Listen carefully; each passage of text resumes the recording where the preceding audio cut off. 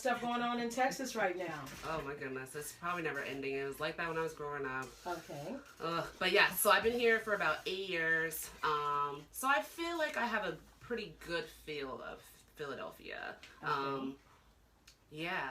Yeah, we're gonna take care of Texas next. How about you? Oh my goodness. I'm from New Jersey, a little town called Bridgeton, and I love it. And I've been here in Philly maybe about 6-7 years. Okay. And I feel like I have a feel for it as well.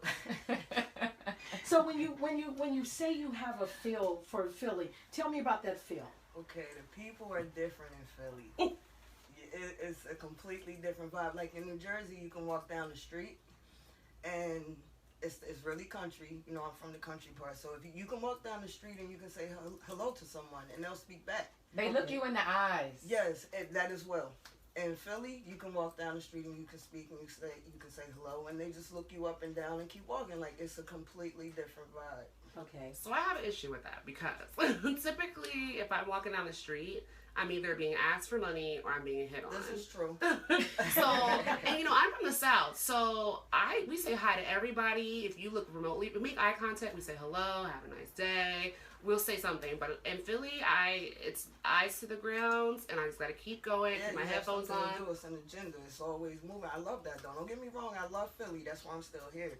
But it's just a different vibe in the feel of the people. Now Philadelphia is a city of many neighborhoods. So you get that cultural difference in vibe. So when you say that, tell me about the neighborhoods that you frequent where you feel that it's not as open. Well, it can be really anywhere. It's Philadelphia, it's the city, so it's always busy, it's always hustle and bustle, moving. I have something to do, somewhere to be, someone to see. So I guess it's maybe because of that, it's a little more relaxed than Jersey. It's not so city. Okay. So you do have time to stop and smell the roses and speak to people. All right. I guess that's what it is. All right, beautiful. What brought you to Philly? Oh, that's a long story. Okay. Go on and say her name. Say her name. Say her name. Or say the name that you call her. That's true. So only she knows that you're talking about. That was my reason. That was my reason for coming. Also, I was coming to go to school. This is where I got my personal training certificate and nutritionist certificate. So, but initially, yes, it was the first reason. Okay. So, Demira just mentioned her personal training certificate, and I'm checking it out, and it's legit. It's effective. It is legit. Absolutely. Tell us about that.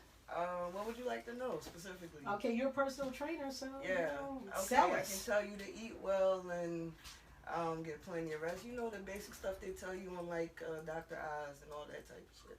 Okay. Do you typically see clients in a particular place, or do you go wherever? Mostly I do in-home training. I don't really like the gym. Not saying I don't like it, but the more personal type of atmosphere, you can focus on your client and you can specifically tend to their needs as opposed to, you know, having like 10 clients and they're not really getting you on a one-on-one basis. So. I saw a movie and read a book about that. What's that? In-home personal training. Really? That's like translates or something. No. I saw a few Lifetime movies. Yeah, that's different. I don't even watch Lifetime. I'm like, no, I'm only teasing. I couldn't help because that was the first thing when you said in-home. It went back to this movie I just saw. But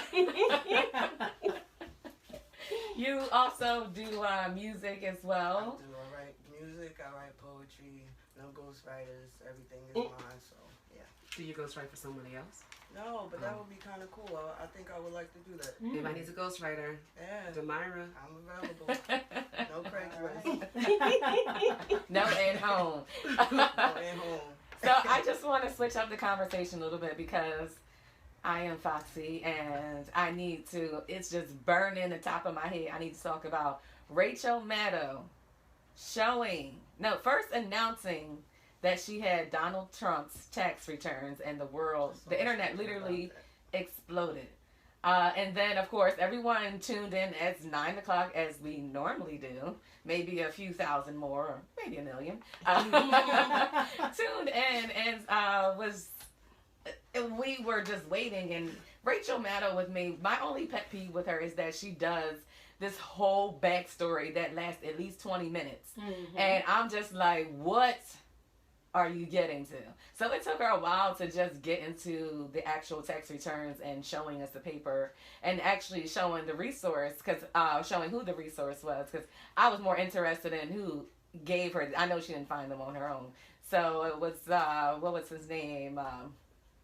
I want to say David K. Johnston. He is the founder and what's that called? The writer for DCReport.org. Yes. Very well known for following pretty much Donald Trump, who admitted had some leaks sent to him by Donald Trump in the past. So just building it all up, I thought it was really going to be juicy, and so did the rest of the world. Only to pretty much have egg on her face. She's compared to Geraldo now, at least by the Republicans. Right. But the tax returns she only had the 2005 tax returns, and she did not have the tax returns. She pretty much had a job application, which is, and with less information, not the W-2, the 1040 form, which is the most standard form that everyone uses to file their taxes. And essentially, it shows no information unless it's an individual's tax return. Absolutely. As a business, it is completely, it's just like the cover letter of some massive report with no information. And in fact, it actually shows the amount of taxes that you paid. And that amount that Donald Trump paid for that year was, I believe, over $38 million. Mm-hmm. Which is absolutely nothing compared to his worth. It's like 4% or something, is that right? I can't remember what they said. Uh-huh. Yeah, but it was legal. There are tax write-offs that most people don't know about and aren't privy to because they're afraid of the IRS, number one. And then number two, they just aren't educated about it. But as a businessman, yes, it was by all means legal. What she really needed were the Schedule Ks and the supporting documents that was filed with that 1040, which was not supplied. So, well, first of all, you're talking about a document that's more than 12 years old. Yes. So that's the first thing. And look at where he was 12 years ago. And what he was doing 12 years ago was really trying to form a lot of nonprofits and associating himself with nonprofit organizations and manipulating monies here and there, compared to where he has come over the last decade with his television show. Yeah, did he have The Apprentice in 2005? That's what I can't remember. It was right before, it was that year. So then after Apprentice came out, he stopped filing or publicly releasing. That's the way it looks. That's the way it looks. So having no weight. There's no weight in the document that was presented at all. Yeah. I'm sure he knows all the loopholes. Or if not him, his CPAs.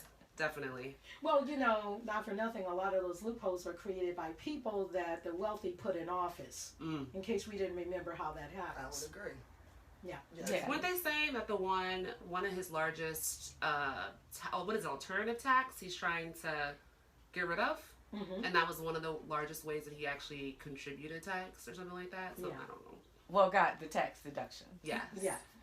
So, Jazz, I wanted to ask you, as a person of wealth, how when that happened or had an experience of wealth, how do you feel about the exposure of his tax returns? Like, would you feel violated? There's just so many things. Well, first as of all, a business person, if you are a private entity, and not publicly traded, so as a private individual, your taxes are not made public. First of all, if you're publicly traded, it is, and if you are a nonprofit organization or a governmental entity, it is. He is a private individual. All his foundation taxes must be disclosed publicly, and that's what he would necessarily have to do. And being an individual in a particular tax bracket, if you're self-employed, you're filing a 1099.